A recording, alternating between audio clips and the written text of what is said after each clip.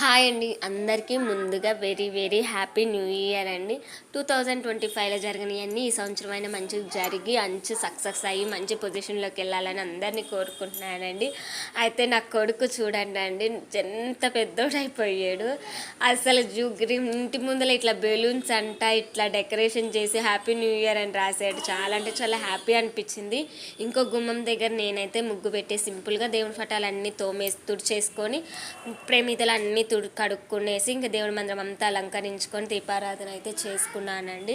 చాలా అంటే చాలా డేస్ తర్వాత చేశాను, దాదాపు ఒక 20 డేస్ తర్వాత అనుకుంటా అండి ఇవాళే చేశాను. చాలా హ్యాపీగా అనిపించింది.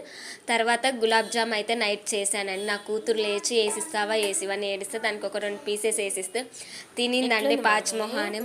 పిల్లలు ఇట్లా తింటూ ఉంటే చాలా హ్యాపీగా అనిపిస్తుంది కదా. వాళ్ళ నాన్న అన్నం ఇట్లా వేసాడని అంటే ఇంకా అది రెడీ అయ్యి వాళ్ళ నాయనమ్మ దగ్గరికి వెళ్ళి ఇట్లా నాకు ముగ్గేసి నేను కలర్ నింపుతానని వాళ్ళ నాయనంతో ముగ్గు వేయించుకొని ఇట్లా కలర్ అయితే నింపిందండి. చాలా హ్యాపీ అనిపిస్తుందండి.